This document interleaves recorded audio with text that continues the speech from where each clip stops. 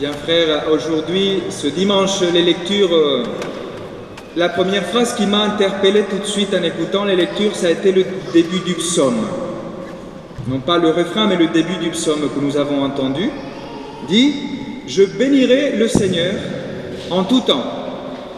Et je répète, en tout temps.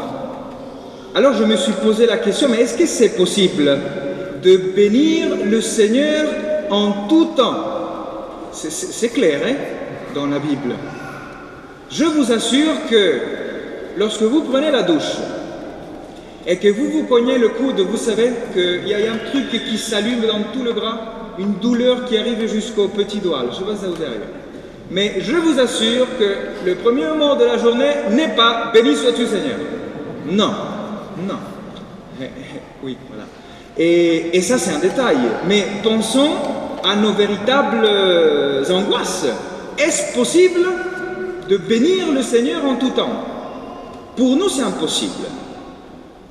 Parce que je ne sais pas, par exemple, comment a-t-elle été votre semaine? Peut-être elle a été belle, hein, pourquoi pas? Allez, on est en vacances. Mais peut-être qu'on a eu beaucoup de combats, des difficultés, des imprévus, des choses qui nous ont déstabilisés, des fatigues. Et on se dit, mais comment je peux bénir le Seigneur en tout temps si aujourd'hui j'ai un souci qui m'angoisse? Rien que d'y penser, oh là, c'est vrai, j'avais oublié. Alors comment c'est possible? Peut-être nous nous trouvons aujourd'hui comme le prophète Élie. C'est pour ça que la première lecture est d'une consolation énorme, mes frères. Parce que regardez, le prophète Élie, imaginez, Dieu lui a donné cette mission d'être prophète. Dieu l'accompagne à chaque fois. Sauf que, chaque fois qu'Élie ouvre sa bouche, il en prend plein. Et parce qu'on ne l'aime pas. Et là, il se fait persécuter par la reine Jézabel. C'est tellement beau de voir ça dans la Bible, mes frères, parce que nous pensons que les saints et les prophètes, c'est des hommes parfaits, extraordinaires. Il y a un moment où Élie n'en peut plus. Et il dira au Seigneur, tu sais quoi? J'en peux plus. J'arrête. Enlève-moi la vie. Je me couche, je peux mourir. Je ne suis pas mieux que mes pères. Je ne peux plus, Seigneur, avec cette vocation que tu m'as donnée, cette mission. Peut-être c'est notre réalité aujourd'hui.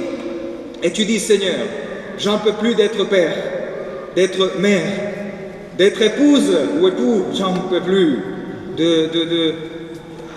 Avec l'éducation des enfants, avec un tel problème, avec un tel souci. J'en peux plus qu'à chaque fois qu'on se voit en famille, au lieu de passer un bon moment, en fait, c'est la bagarre à table. Parce que, voilà, parce qu'on ressort comme on dit chez moi, les linges sales. Il suffit d'un petit commentaire et tout part en cacahuète. Et peut-être nous arrivons à la messe et on dit au Seigneur, Seigneur, j'en peux plus, mais je suis fatigué. Et le Seigneur envoie son ange. Voilà, c'est très drôle de voir Élie parce que le Seigneur envoie l'ange qui va lui dire une parole très concrète.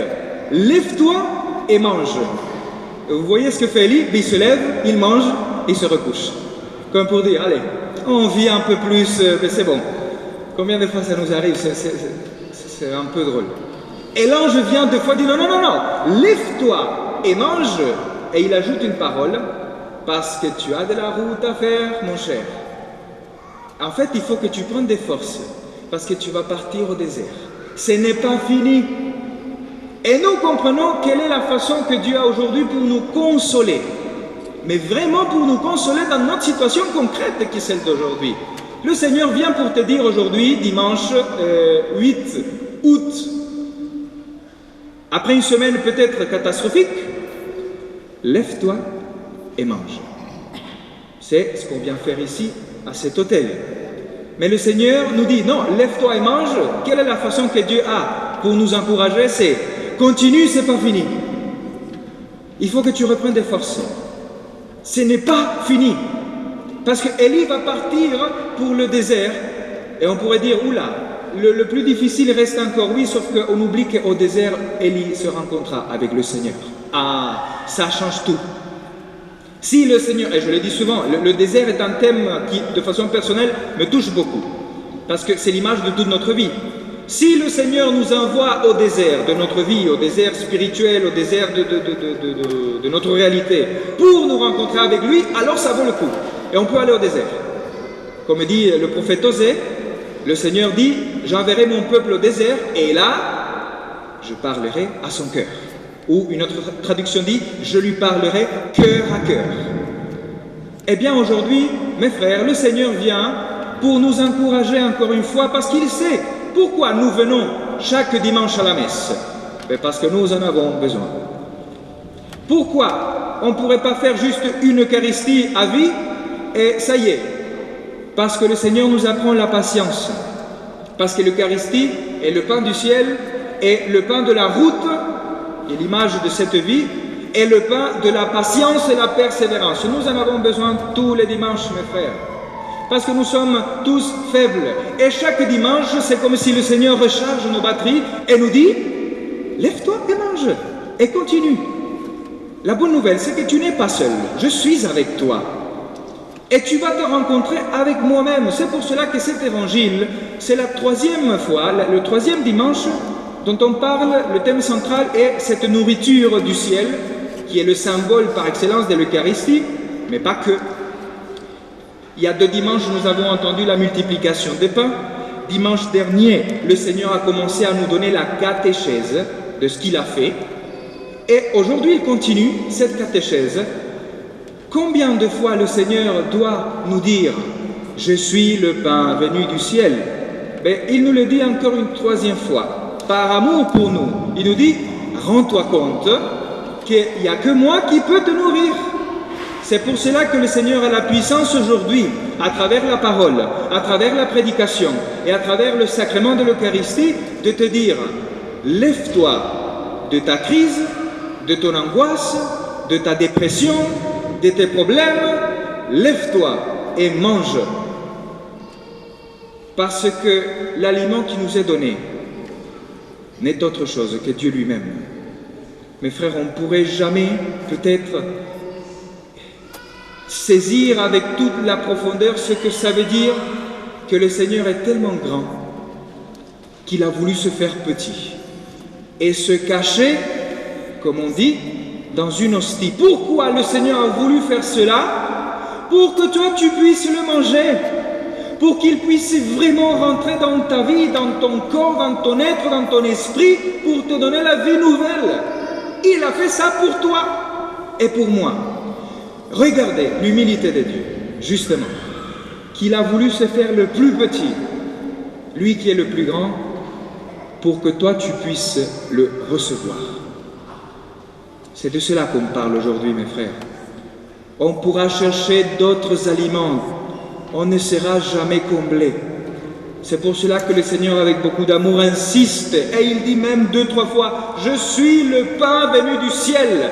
Je suis le pain qui te nourrit vraiment, pour que tu puisses avoir une vie nouvelle. Cette vie nouvelle dont nous parle la 2e lecture. Pourquoi? Parce que nous avons reçu par le baptême, c'est ce qui va se passer dans quelques jours pour les petites jumelles, nous avons reçu le jour de notre baptême l'Esprit Saint. Et la 2e parole dit une chose incroyable. L'Esprit Saint nous a marqués de son sceau. C'est un sceau qui ne peut pas être effacé. C'est-à-dire que le Seigneur t'aime tellement qu'il t'a marqué à vie, et non pas seulement à vie, pour l'éternité. C'est-à-dire quand toi tu portes l'image de Dieu, parfois défigurée à cause de nos fautes, mais le Seigneur aujourd'hui veut la renouveler pour nous donner du courage encore une fois, mes frères. Parce que, soyons sincères, l'encouragement le plus beau qu'on puisse nous donner, même dans la vie concrète, c'est pas de se pencher sur nous et nous dire « Ah, le pauvre, comment tu souffres ». Moi, personnellement, ça ne me plaît pas. Parce que je me sens pire qu'avant. Moi, l'encouragement qui m'a toujours relevé, je parle personnellement, c'est justement cette parole. « Mon cher, courage, continue, c'est pas fini. Tu n'es pas seul, continue. » Ah, là, ça te booste, vraiment, ça te donne un élan. Eh bien, le Seigneur aujourd'hui, qui est Père véritablement, il vient pour nous relever et nous dire « Je suis avec toi, va au désert. » Et pourquoi je dois aller au désert? Pourquoi je dois rentrer encore dans cette situation difficile, dans mon travail, à la maison? avec la famille lointaine. Pourquoi je dois aller au désert? Et le Seigneur répond, parce que là, je parlerai à ton cœur. N'aie pas peur. Aujourd'hui, le Seigneur vient pour se donner à nouveau à nous, pour nous donner la joie et nous faire goûter, pour que nous puissions dire avec notre vie tout entière, justement, le refrain du psaume. Goûtez et voyez comme est bon le Seigneur. Est-ce que je peux bénir le Seigneur au milieu d'un cancer? Oui, je peux. Au milieu d'une précarité économique? Oui, je peux. Même si c'est fort ce que je dis.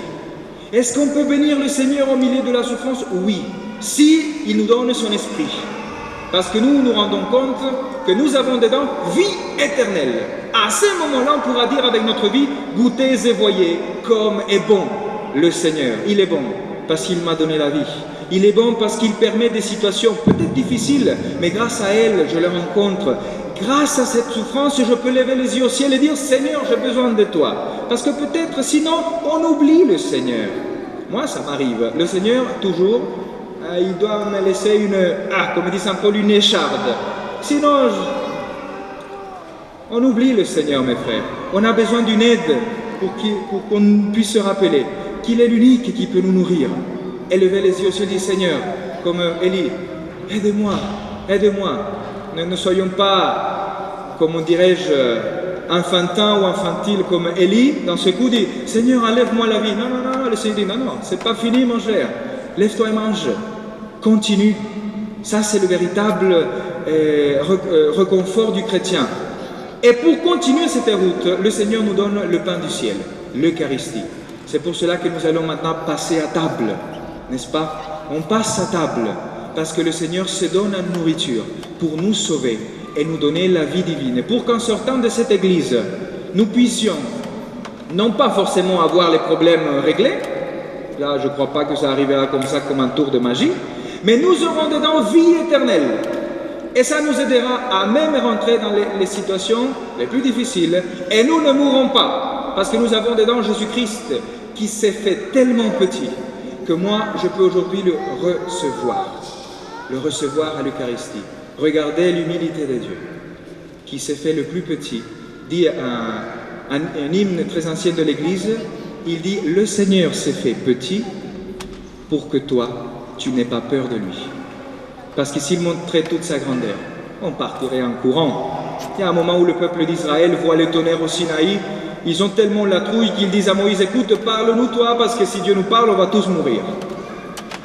Et parle-nous toi, au nom de Dieu. Et le Seigneur a voulu se faire petit pour que tu n'aies pas peur de lui. Tellement petit que tu peux le blesser. Tellement petit que tu peux le foncer. Il est vulnérable par amour pour toi, pour que tu puisses avoir vie éternelle. Demandons cette grâce au Seigneur, qu'il puisse nous renouveler par le bienfait de l'Eucharistie. Amen.